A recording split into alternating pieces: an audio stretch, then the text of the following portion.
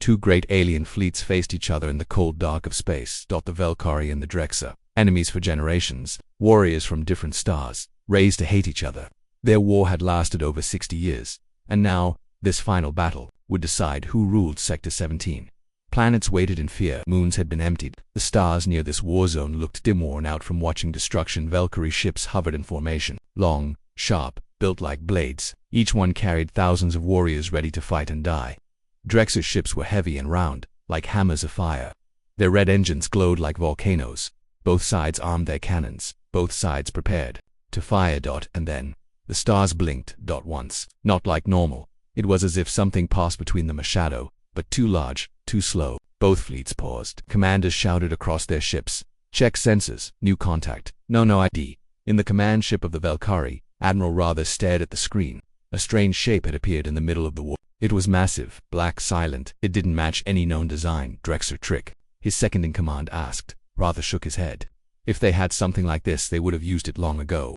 On the Drexer side, General Kern spat on the floor of his bridge. Another species who dares interrupt our final strike, but no one had answers. The new ship made no sound. It sent no signal. It just moved slow, smooth until it floated between the two fleets. It was bigger than anything either side had ever seen. Not long like a dreadnought, not fat like a cargo ship. It had a strange shape, part mountain, part blade. It didn't glow. It didn't pulse. It looked like it had been pulled out of the night itself. And then, the silence broke. One sound came. Across every frequency, a heartbeat. Deep, slow, not mechanical, not digital. It echoed through the Drexer coms, through the Valkyrie ships, through satellites and monitors. Even ships with radios off heard it. Boom, boom, boom. Like a god had returned. "What is that?" Rather whispered. "I don't know, sir," a crewman answered. "But it's human." The word dropped like stone. "Impossible," Kern shouted on his side of the battlefield. "Humans haven't left their system in 600 years. They were broken. We watched their fall." But the ship didn't care what anyone believed. It moved forward another few kilometers, and every weapon in the area of Valkyrie, Drexer, orbital mines, automated drones suddenly shut off. Just like that, power died in every cannon. Missiles stopped in mid-flight. Fighter ships froze in space, their systems refusing to lock targets. Panic followed. Valkyrie warriors slammed their fists against control panels. Drexer techs screamed at their machines. None of it worked. Then came the voice, clear, calm, male, and human enough. That single word echoed across every bridge, every helmet, every speaker, every screen. The captains looked around. They weren't hearing a signal. They were hearing inside their ships. Some even said they heard it inside their heads. And then another sentence followed. "This war ends now." On both sides, fear spread. Generals shouted orders, but the weapons were dead. Their systems wouldn't reboot. A giant blue light began to rise from the strange human ship. It reached into the sky past stars until it lit up the entire sector, like a second sun. No one knew if it was a weapon or a warning. In the command center of Valkyrie fleet, Admiral Rather whispered, "We should fall back." His crew stared at him. He had never spoken those words in his life. Across from them, on the Drexer side, General Korn's mouth was dry. He was breathing heavy. His fists were shaking. "We are the Drexer, we do not bow." But something in his eyes said otherwise. Then, the human ship did something no one expected. It opened a channel and showed its crew. Not thousands, not warriors in armor, just 20 humans. No fear on their faces, no weapons in their hands. They stood calmly side by side, and behind them, rows of CRYO-pods.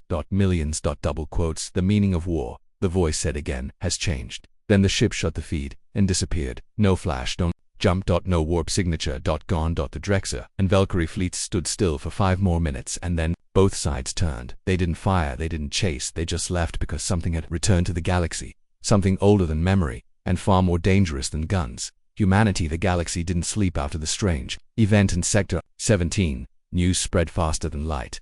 2 ancient enemy fleets, Drexer and Valkyrie, had faced off in what was supposed to be their final battle. But both had pulled back, not because they made peace, not because they lost ships, because a human battleship had appeared, and everything had stopped working. The galaxy wanted answers, but no one had them. No one had seen humans in over 600 years. After the collapse of Earth's outer colonies, most alien empires believed the human race had gone extinct or locked themselves inside their dying solar system now. Suddenly, a single ship had appeared in the center of a galactic war and shut down every weapon without firing a shot. And then, it had vanished. At Central Command on Orthus Prime, the Drexer High warlords met in secret. "Maybe it was an illusion," one commander said. "Then why did our missiles shut down? Why did every fighter lose power?"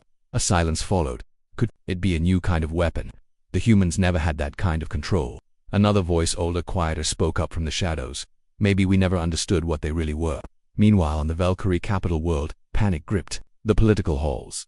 Religious leaders called it a revenant ship. Soldiers whispered the humans had made a pact with some higher force.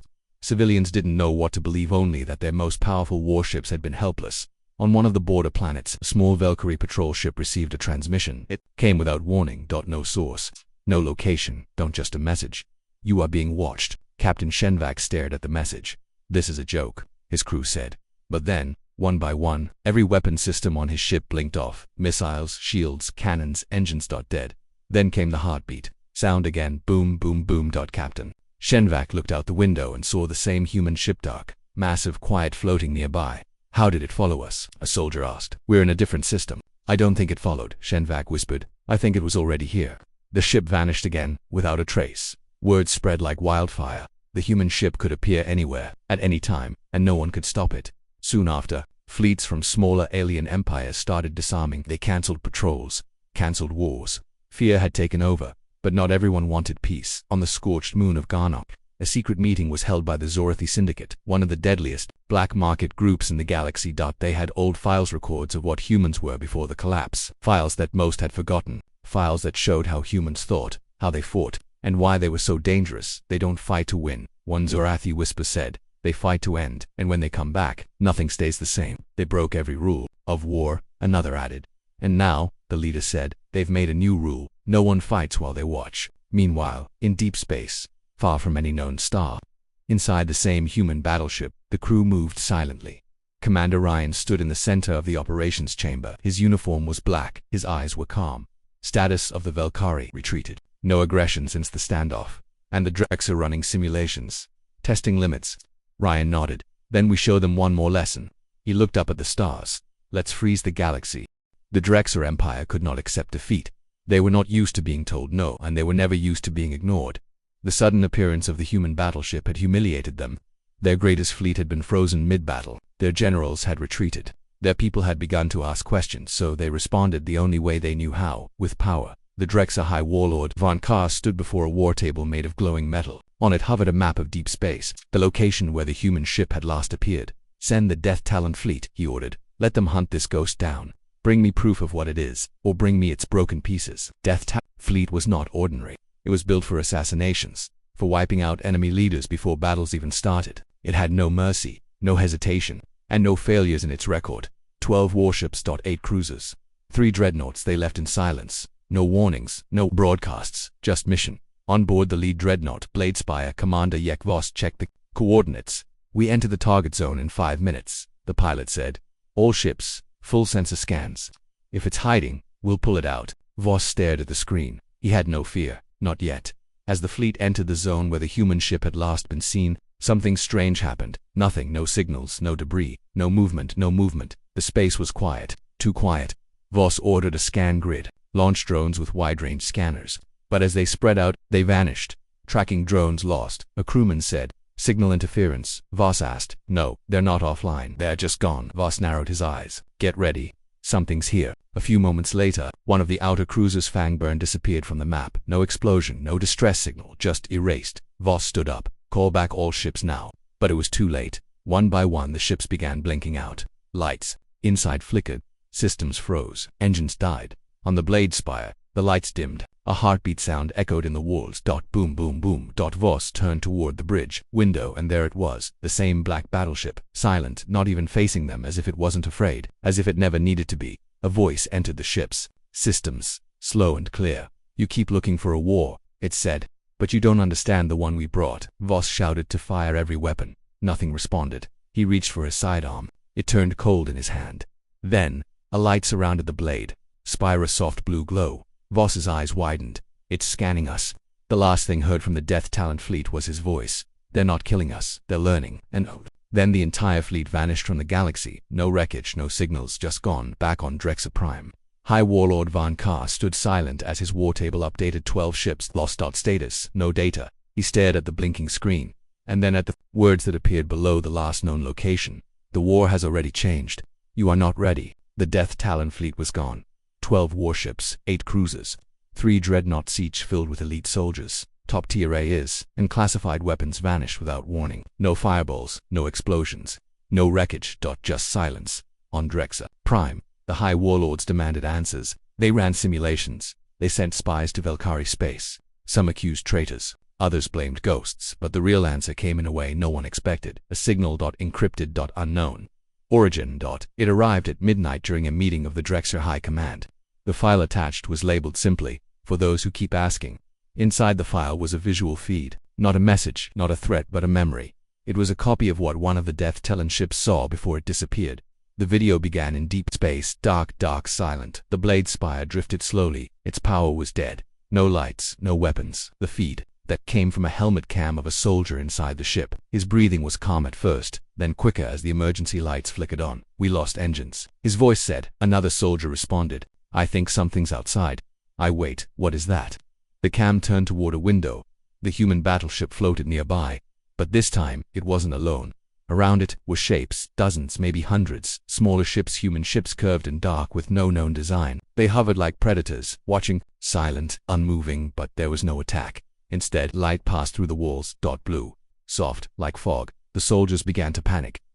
"Sir, we're being scanned. Why can I see my own heartbeat? I think they're inside the ship." Suddenly the camera glitched. When it cleared, the soldiers were frozen in place, not dead, not asleep, just still. Eyes open, breathing but not moving. And then the walls melted, or at least that's how it looked. The hard steel around them turned liquid, smooth, and faded away, revealing stars, open space, and shapes moving beyond. A voice, calm and ancient, filled the feed. "Not Drexer, not human, something older. You do not understand the meaning of war," the voice said. "You only understand force.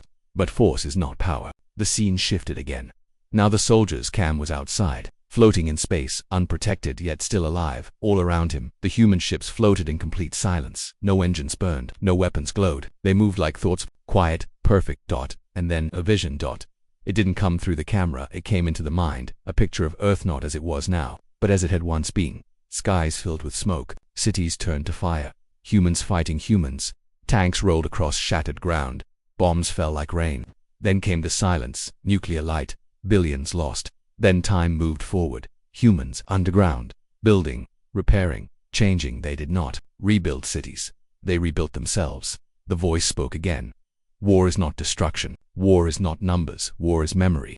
Then the feed went dark, but just before it ended, one final image flashed. A map. Not of the Drexer, not of the Valkyrie, a star map of the entire known galaxy, and hundreds of red dots blinking. Each dot marked a human warship. Hidden. Waiting. Watching. The Drexer High Command stared at the image. No one spoke. High Warlord Von Ka finally whispered, This isn't one ship.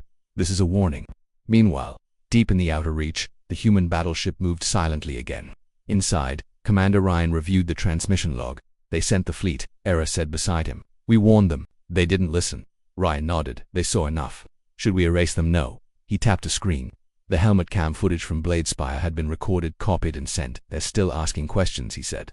"So, we gave them answers." A technician turned around. "Sir, Valkyrie High Command just requested a direct message." Ryan raised an eyebrow. "Interesting. What do they want?" "They asked only one thing." He paused. "What does humanity want?" Ryan stared out at the stars. For a moment, he didn't respond. Then, he said something the galaxy hadn't heard from a human leader in 6 centuries. "Peace."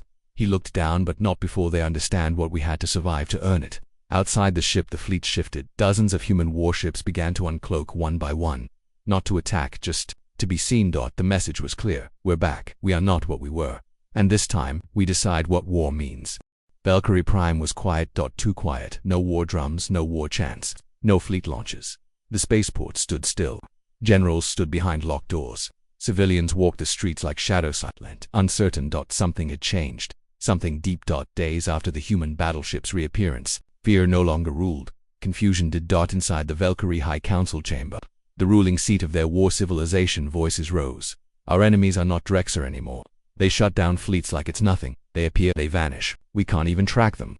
A massive hologram floated above the man image of the human battleship, rotating slowly. Its hull bore no symbols, no name, no damage. It looked ancient and perfect at the same time. "We do not surrender," said General Tarkin, slamming his fist on the table. "We're not surrendering," another counselor said quietly. "We're adapting." The word tasted bitter, but we're warriors. They believed in honor, in glory, in death before weakness. But how do you fight something that doesn't kill you, only proves you're helpless? Outside the chamber, Admiral Nyssa paced. She had seen the ship with her own eyes. From orbit, she had felt her fleet freeze. She had watched her best weapons go offline. But what haunted her most was the silence that followed. No attack, don't attack, no insult, only observation. They were being studied, and that, she thought, felt worse than being conquered. Ma'am. A tech officer approached. Transmission from the human ship. Direct channel. Nyssa turned. They're contacting me. Yes, by name. She paused. Except. The screen lit up. A human man appeared. Calm face, black uniform. Not smiling. Nyssa of Valkyrie Command. He said, "You saw what we did not do. That matters. You jammed our fleets. Humiliated our warriors. You call that peace?" He didn't blink. "We stopped war. No one died. That is peace." She stepped closer to the screen. "No, that's power, pretending to be kindness." He leaned forward slightly. "You're not wrong, but ask yourself, why did we not finish you?" She said nothing. He continued, "We are not asking for surrender. We are offering something harder." "What?" Understanding. The screen went black. For the first time in her life, Admiral Nyssa felt something worse than fear. Respect. Elsewhere. In Drex's space, the anger grew hotter. High Warlord Von Kahr refused all peace talks. His war factories doubled their production. The younger soldiers, those who had never faced humans, called them cowards in the shadows. But some Drexer leaders began to doubt. Every ship we send vanishes. Every message we send returns with a lesson. We're not at war anymore. We're in a test, Varnka snarled. Then we passed that test by striking Earth itself. But Earth was no longer easy to find. Scans found nothing. Probes failed. The solar system itself seemed shrouded in distortion. And deep within Drexer Intel archives, a classified report surfaced. A file from 400 years ago. It read, "Operation Hollowveil. If humanity ever loses, they vanish. If they vanish, the war. This is not over, it's changing." Varnka read it twice. He crushed the tablet in his hand. Far away in the hidden command core of the human ship, Commander Ryan sat with his officers. Al-Americ watched the screen. "They're splitting now. Valkyrie are thinking. Drexer are preparing a strike." Ryan nodded. "That's how we know it's working. We're forcing them to choose peace." "No," Ryan said. "We're forcing them to feel what we felt, powerless, lost and waiting for something worse." He looked into space. "For centuries, we begged for peace. No one listened. Now they do. But what if they don't surrender?" she asked. Ryan didn't smile. "They will, because the next time, they won't see one ship." Outside, in the deep dark, more human ships uncloaked. Dozens. Hundreds. Waiting. Watching. Silent. In the cold heart of Drexer Command. High Warlord Von Kahr stared into the fire. His personal chamber had no lights, only flame. It reminded him of the old days, when battles were face to face, not decided by machines or AI ghosts. He had made a decision. "Contact the Titans," he said to his aide. "The Titans, sir." The aide whispered. "They haven't been used, and do it." 2 hours later, in secret hangars hidden beneath the ice moons of Bazor, 3 war Titans awakened. Titan-class dreadnoughts, built before peace ever existed, banned by the Galactic War Accords, each one a floating fortress, the size of a small continent, with enough firepower to glass a planet. One mission: strike Earth, burn the human legacy to ash. This was not a surgical hit. This was vengeance. Deep inside the Drexer Titan judgment. Fang. Captain Lorvac prepared the assault. Estimated jump distance to Sol System 12 seconds. His navigator said. "Stealth protocols engaged," added the weapons officer. "They won't see us until we fire." Lorvac grinned. "They think hiding means victory. They forgot what we are." And then the countdown began. 10, 9, 8. Inside the command core of the human battleship, alarms triggered. New jump signature. Al-Americ called out. "It's them, 3 Titan-class headed for Earth." Commander Ryan didn't move. "Let them come, sir." Ryan turned toward the glass. "It's time they saw what we left behind." The Titans jumped. The stars around them twisted. Space folded on. Suddenly, they were there, in Earth's orbit. But what they saw made their hearts stop. The Earth looked the same. Blue oceans, green continents, white clouds. But surrounding it was a graveyard of war. Not wrecks, not ruins, sentinels, thousands of them, cloaked orbital platforms, automated defense networks, long-range fusion cannons buried inside the moon itself, human war drones the size of cities, and behind it all, floating silently, 10 human battleships, all identical to the first one, all waiting, not a single shot fired. Yet Captain Lorvac's voice cracked. This isn't possible." A message came through his ship. Audio only. Child's voice. "Why did you come?" Lorvac looked at his crew. "Who is that?" The child spoke again. Gentle, curious. "You brought your Titans here. Do you want to hurt us again?" No response. His comms officer said, panicking. "The voice is not coming from a ship. It's coming from Earth's atmosphere." Then the screen in front of Lorvac flickered and suddenly showed HIMSELFA full scan, body heat, bone condition, past injuries, emotional levels, fear level, rising. "This isn't warfare," he whispered. "This is judgment." Then came the final signal. From Earth itself, a single word, printed across every screen in every Drexa ship: leave. The Drexa weapons powered up, but so did the Earth sentinels. Every cannon lit red. Every drone turned to face the Titans. Inside one of the human battleships, Isla turned to Ryan. Do we fire? Ryan shook his head. No, let them choose their fate. Lorvac stared at the glowing cannons. We won't survive this, he admitted. One of his officers trembled. Orders, sir. He closed his eyes. Retreat. The 3 Titans turned and jumped back into deep space, defeated without a single shot fired. On Earth, Commander Ryan stood before a window overlooking the Pacific. The past always comes home, he said. Isla nodded. What if they try again? They won't. Why? He smiled faintly. Because this time they saw Earth, and Earth looked back. Far above, in orbit, the human battleships dimmed their engines and returned to silent formation. No words, no weapons, just presence. And that was enough. They called it the broadcast. At exactly 0,000 hours galactic time, every major communications system in the galaxy blinked. Civilian networks, military channels, pirate frequencies, even planets in deep cryosleep zones received it. No one had seen it coming. No one could stop it.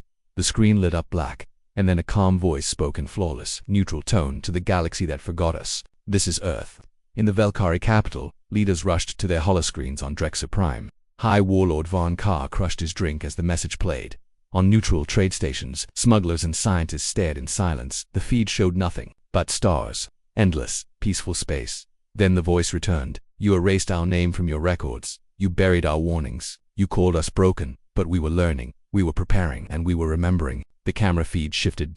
Now it showed ruins, old human cities, scorched by alien invasion, Earth wounded, burned skies, craters where nations once stood. Then the feed changed again. The ruins were gone. In their place stood towers of steel and sky. Ships launched from underground. Children trained in silence, machines, built with no war in mind but always ready for 600 years. We lived with the memory of betrayal, not just from enemies, but from allies who turned away when Earth burned, so we became something else.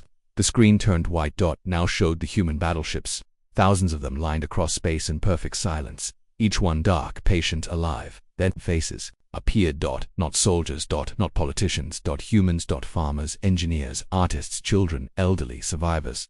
One girl, no older than 12, looked straight into the lens and spoke clearly. We are not here to rule you. A pause. We are here to remind you what war truly costs. The feed cut again. Now showed short clips. A Drexa ship firing on a refugee station.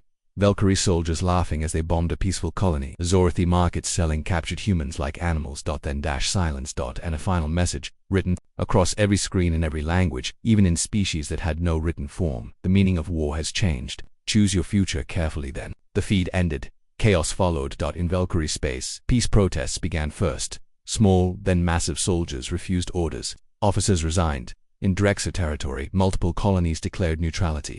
Some leaders begged for direct talks with Earth. Others blamed each other for the failed Titan mission. In the outer rims, pirates burned their own ships in fear, thinking human watchers were hiding nearby. Even the Zorathi Syndicate, a black market empire, halted all slave trade. In a single night, they knew what was coming. Inside the command deck of the human flagship Obsidian Dawn, Commander Ryan turned off the broadcast. It's done, Ala Merrick said beside him. Ryan didn't smile. They'll see it as a threat. They should, Ala replied. They've made war a game. They needed to see what happens when the game ends. Ryan looked out the window. Dozens of human ships drifted silently, waiting. He spoke quietly. They tried to bury us in the past, but now we are the future. And for the first time in centuries, the galaxy truly believed it. The galaxy had changed, not with blood, not with fire, but with fear and respect. The broadcast still echoed in every system. Some tried to deny it. Others tried to hide it. But it was already too late. The truth was out. Humanity had returned, and they had not come for revenge. They had come to end war. In the Velkari capital, Grand Admiral Nysa stood on the balcony of the war tower. For the first time in her life, she wasn't giving orders. She was listening to her people below. Thousands of Velkari marched in silence, holding one symbol high, a white flag, not surrender. Unity. Behind her, a messenger approached. Earth, a sent a diplomat. Nysa turned, not a soldier. The messenger shook his head. A teacher. Nysa stared out over the city. Then maybe, the war is truly over. On Drexa Prime, High Warlord Von Carr locked himself in his command chamber. The other warlords had voted to step down. His fleets refused his commands. Even the youngest soldiers, the ones raised on hate, now watched human broadcasts instead of war songs. He stared at his screen. Thousands of red dots. Human ships, human worlds, human signals. Every corner of space was under silent surveillance, and Still, Earth had not fired a single shot. Vanka finally understood they didn't need to, because now no one moved without wondering, are the humans watching? In the outer zones, strange things began to happen. Old warlords stepped down, galactic pirates returned, stolen goods, black market syndicates began funding food programs not because they had changed, but because they had been changed. A new fear had replaced greed, a human fear on Earth. The skies were quiet, the cities rebuilt long ago now hummed with calm energy. Children played without knowing the pain of war. Underground, in the vaults of the Human Defense Accord, Commander Ryan watched, reports scrolling, peace treaties, withdrawals, communications. Alamarik entered with the data. Another request of Velkari asking for human advisors. He raised an eyebrow. Military. No. Agriculture. He smiled. They're learning. She stepped beside him. So what now? Ryan stared out toward space where hundreds of human ships hovered in low orbits, silent, patient, always watching now. He said, we disappear again. But why? We just returned. We returned to teach, Ryan answered, not to stay. He closed the datapad and placed it on the table. We don't need to rule this galaxy. We just need them to remember what we were and what we became. Far above, the human ships began to drift outward. No sounds, no lights, just shadows in the stars. One by one, they faded into deep space, cloaked, hidden again, like ghosts. But the galaxy would never forget. A single message remained in every system, written in bold. Universal text. Not a threat, a reminder. They knew every kind of war, but not the one humans brought.